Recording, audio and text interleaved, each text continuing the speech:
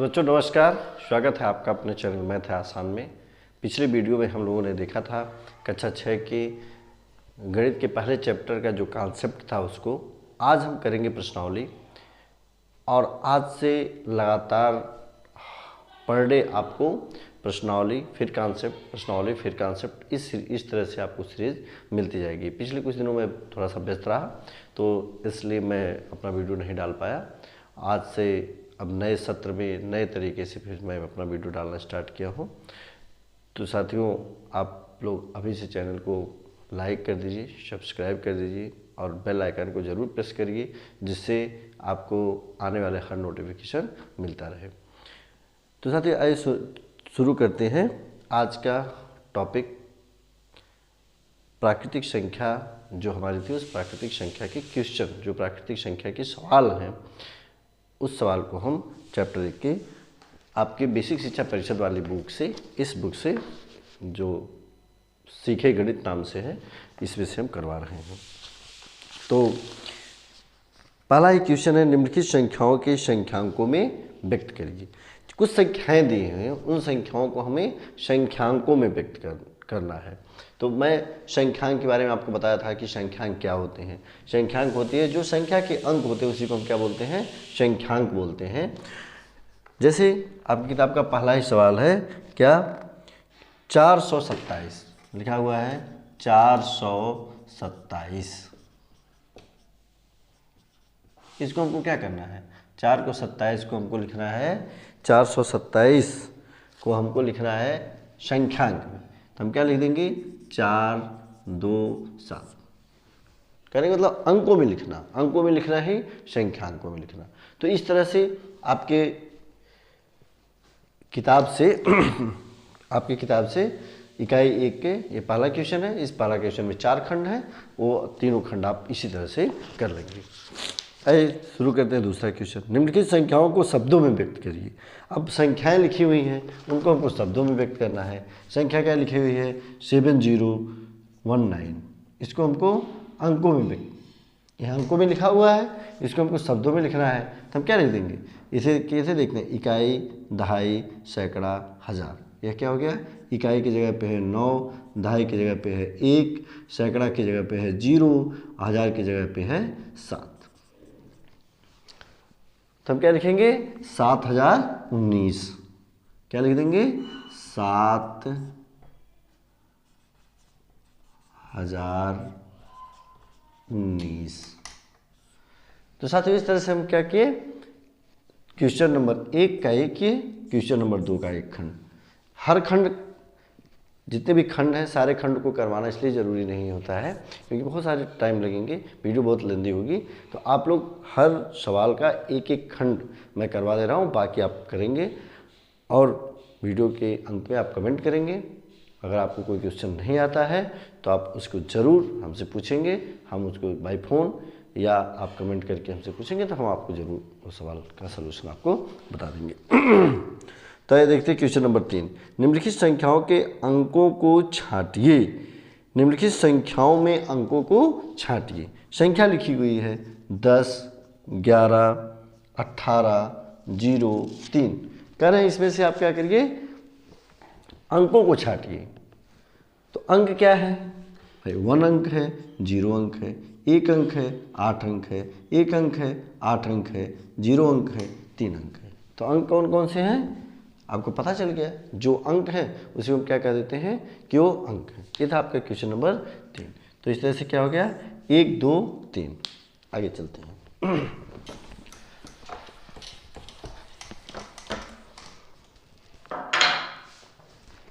अगला क्वेश्चन है, 1 2 3 से बनने वाली 3 अंकों की सभी संख्याएं लिखिए जिसे अंकों की पुनरावृत्ति न हो। ये कहना है कि संख्या लिखने के लिए आपके पास मान लीजिए 1 2 3, यह है क्वेश्चन नंबर 4।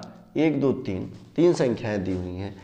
इन संख्याओं से बनने वाली 3 अंकों की सभी संख्याएं लिखिए। देखिए मैथ का एक बहुत टिपिकल सा रूल्स है, जो भी क्वेश्चन है, जो भी आपके अभ्यास का प्रश्न है या कहीं का भी प्रश्न हो, कंपटीशन में भी कोई प्रश्न हो, तो उस प्रश्न को का उत्तर जानने के लिए हम क्या करते हैं, प्रश्न को आसानी से कई बार पढ़िए आप, तो आप जब पढ़ेंगे तो आंसर खुद ब खुद आपको आ जाता है। सबसे ज़रूरी क्या होता है मैथ में, मैथ का सलूशन देने के लिए, मैथ की किसी क्वेश्चन को सॉल्व करने के लिए सबसे अच्छा तरीका यह है कि पहले आप क्वेश्चन को अच्छे से समझिए। जब आप क्वेश्चन को समझ लेंगे तो सलूशन खुद ब खुद आपके पास आ जाएगा।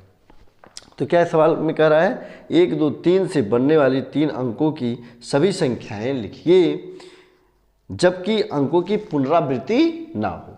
तो इससे मिलकर के हमें संख्याएं बनाना है और वह संख्या ऐसे बनाना है कि जिसमें यह पुनरावृत्ति बार ना हो। पुनरावृत्ति होने का मतलब कि बार बार कोई संख्या ना आए, अर्थात एक ही बार आए। चलिए हम बनाते हैं 3 अंकों की संख्या। क्या हो जाएगी, पहले हम लिखेंगे, पहले 1 को पहले लिखते हैं, इन दोनों को बाद में लिखते हैं। तो 2 लिखा, मैंने 3 लिखा, एक संख्या तो ये हो गई। दूसरी संख्या लिखते हैं, दूसरी संख्या में 1 को मैं स्थिर रखा वहीं पे, अब जहाँ 2 था वहाँ पे मैंने इसको बदल दिया, तो यहाँ हो गया 3, यहाँ हो गया 2। फिर क्या करते हैं, तीसरी संख्या लिख रहे हैं। तीसरी संख्या लिखने के लिए मैंने क्या किया, 2 को आगे लिख दिया, 1 को पीछे लिख दिया, यहाँ लिख दिया 2, 1, 3। इसी तरह से क्या लिख दिया, 2 फिर से एक्सचेंज कर दिया आपस में, तो क्या हो गया 3 और 1। फिर क्या करेंगे, 3 को आगे लिख दिया, 3 को आगे लिख दिया, तो 3 के बाद लिख दिया मैंने 1 और 2, फिर लिख दिया 3 के बाद 2 और 1। तो कितनी संख्या बन गई, 1, 2, 3, 4, 5, 6 संख्या बन गई। इस संख्या में आप देखेंगे तो 1, 2, 3 में जो संख्या यूज हुई है या प्रयोग हुई है उस संख्या की कहीं पे पुनरावृत्ति नहीं है। पुनरावृत्ति मतलब कि बार बार नहीं आई है। तो 1, 2, 3 में देखिए एक ही बार 1 आया है, फिर इसमें भी एक ही बार 1 आया है, फिर इसमें भी एक ही बार, फिर इसमें भी एक ही बार, एक ही बार, एक ही बार। तो इस तरह से हमें कितनी संख्या बन गई, 6। आइए ये हो गया चौथा सवाल। 5वां करते हैं। 0, 3, 5 से बनने वाली 3 अंकों की सभी संख्याएं लिखिए जबकि अंकों की पुनरावृत्ति न हो। जैसे चौथा सवाल आपने किया है वैसे ही आपको 5वां सवाल करना है। बस 5वें सवाल में अंतर ये है कि 5वें सवाल की जो संख्या दी गई है वो दिया है 0, 3, 5। तो 0, 3, 5 में जब 0 को आप आगे लिख देंगे तो ये 3 अंक की संख्या नहीं बनेगी। क्यों? क्योंकि 0 को जब किसी संख्या में आगे लिखा जाता है तो इसका 0 का कोई मान वहाँ पे नहीं होता है, जबकि अगर किसी संख्या के बाद लिखते हैं, संख्या के दाईं तरफ लिखते हैं तो उसकी वैल्यू होती है। लेकिन अगर जो संख्या बन रही है उस शुरुआत में ही संख्या है तो 0 की कोई वैल्यू वहाँ पे नहीं कंसिडर किया जाता है, नहीं माना जाता है। तो आइए हम बनाते हैं 3 अंकों की संख्या। क्या लिखेंगे, पहले 3 लिख दिया, 0 लिख दिया, 5 लिख दिया, फिर 3 लिख दिया, 5 लिख दिया, 0 लिख दिया। इसी तरह से क्या लिख सकते हैं, 5, 0, 3 और 5, 3, 0। संख्या तो 3 अंकों की भी लिखी जा सकती है, 0, 3, 5 और 0, 5, 3। लेकिन यह 3 अंक की संख्या नहीं कहलाएगी क्योंकि इसमें 0 जो है पहले है। इसको हम क्या पढ़ेंगे, 35, तो इसके पढ़ेंगे 53, तो यह 2 अंक की संख्या कहलाएगी। तो इस तरह से 5वां सवाल, तो ये दोनों संख्याएं इसमें शामिल नहीं होंगी, तो इसमें कितनी कुल संख्या बनेंगी, 4। आइए देखते हैं क्वेश्चन नंबर 6।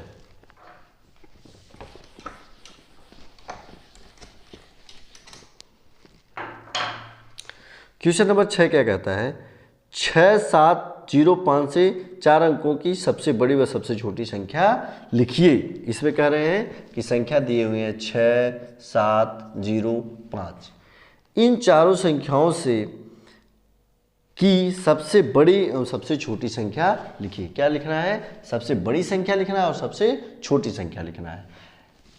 मैंने आप लोगों को बताया था और तो फिर से मैं बता दे रहा हूँ कि 4 अंकों की या किसी भी अंक की जब सबसे बड़ी संख्या लिखते हैं तो बड़ी संख्या लिखने के लिए हम क्या करते हैं, इन अंकों में से हम ये देखते हैं कि कौन सा अंक सबसे बड़ा है तो उसको हम पहले लिख देते हैं। जैसे इसमें कौन सा अंक सबसे बड़ा है, 7, तो मैंने 7 को पहले लिख दिया। इसी तरह से उसके बाद क्या करते हैं, जो इससे छोटी संख्या रहे उसको लिख देते हैं। तो 7 के बाद सब छोटी संख्या कौन है, 6। उसके बाद हम क्या लिख देते हैं, उससे छोटी जो संख्या है। उसके बाद क्या लिख देते हैं, जो सबसे छोटी संख्या है। कहने का मतलब ये है कि हम क्या लिखते हैं कि अगर बड़ी लिखना है याद रखिए कि अगर बड़ी संख्या लिखना है, सबसे बड़ी, इन चारों अंकों से मिलकर के बनने वाली सबसे बड़ी संख्या, तो हम क्या करेंगे, जो सबसे बड़ी अंक रहेगा उसको पहले, उससे छोटा जो अंक रहेगा उसके बाद, उससे छोटा जो अंक रहेगा उसके बाद, उससे छोटा जो अंक रहेगा उसके बाद। तो यह हो गया क्या, 4 अंकों की सबसे बड़ी संख्या, 4 अंकों की सबसे बड़ी संख्या।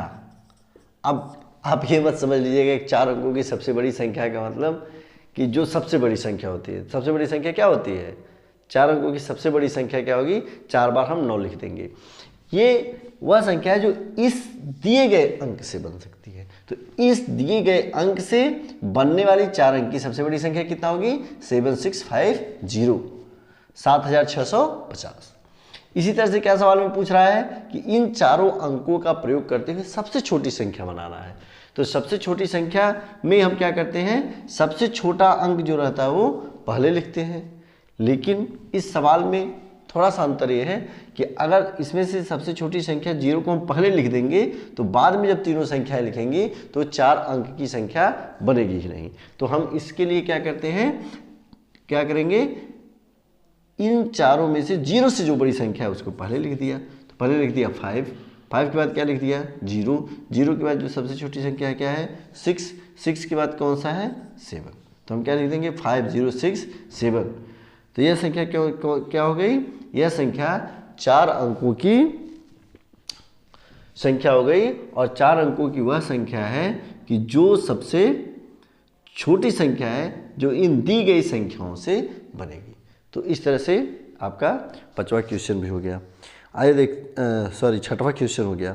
आइए अब देखते हैं 7वां क्वेश्चन। 5 अंकों की सबसे बड़ी तथा सबसे छोटी संख्या लीजिए। जो आप मैं पीछे बता रहा था उस तरह का ही सवाल आ गया। अब हमको क्या लिखना है कि 5 अंकों की सबसे बड़ी संख्या और सबसे छोटी संख्या, जबकि 5 अंकों की कोई संख्या हमको दिया गया नहीं गया है। मतलब ऐसा नहीं कि 5 संख्या, जैसे पिछले सवाल में क्या था कि हमको 4 संख्याएं दे दी गई थी, उन्हीं संख्याओं से हमसे सबसे बड़ी और सबसे छोटी संख्या बतानी थी।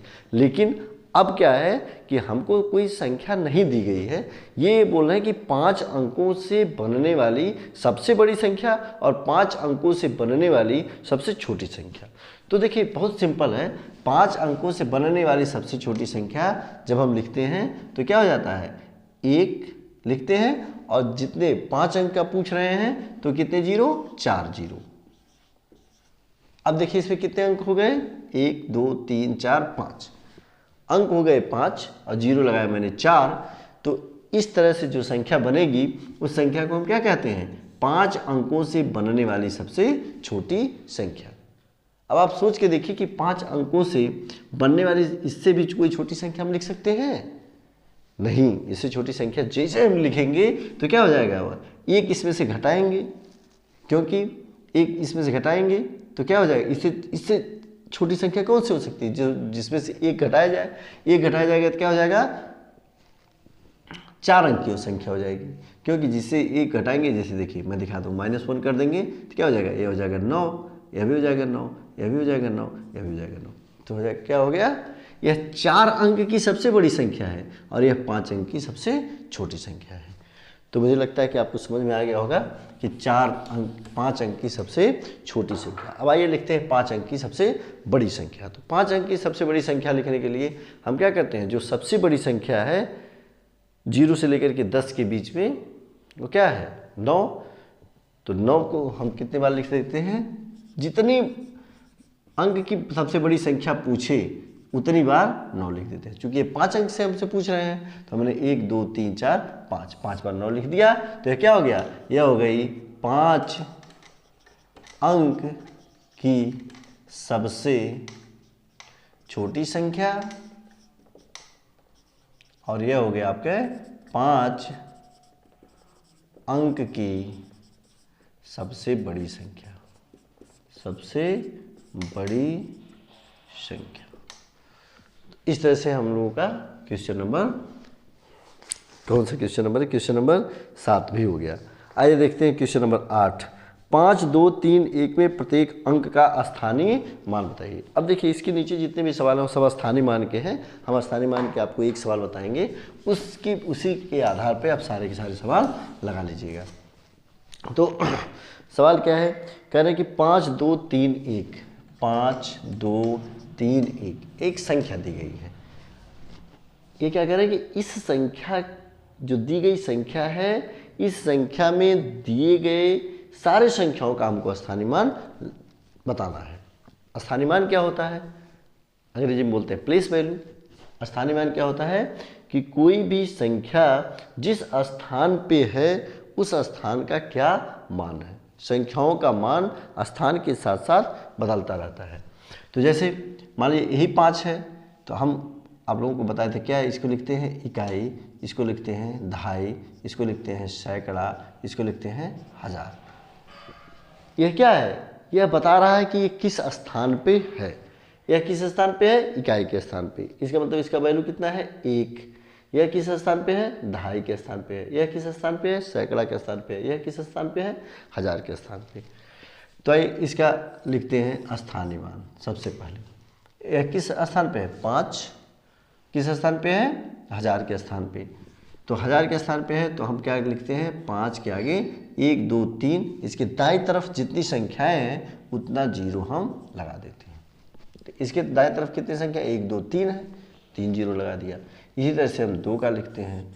2 का लिखने के लिए हम क्या करेंगे, 2 के बाद दाईं तरफ कितना है, 2 संख्या। 3 के इस तरफ कितना है, 1 संख्या, और 1 के बेचारे के इधर कोई संख्या ही नहीं है, तो इसलिए इसका स्थानीय मान कितना हो जाएगा, 1। ऐसे भी आप देख सकते हैं, ये हजार के स्थान पर है तो इसका स्थानीय मान 5000, या सैकड़े के स्थान पर है तो इसका स्थानीय मान 200, या दहाई के स्थान पर तो इसका एक स्थानीय मान 30, और यह इकाई के स्थान पर तो इसका स्थानीय मान 1। तो इस तरह हम क्या देख रहे हैं, 5000, 200, 300, 100।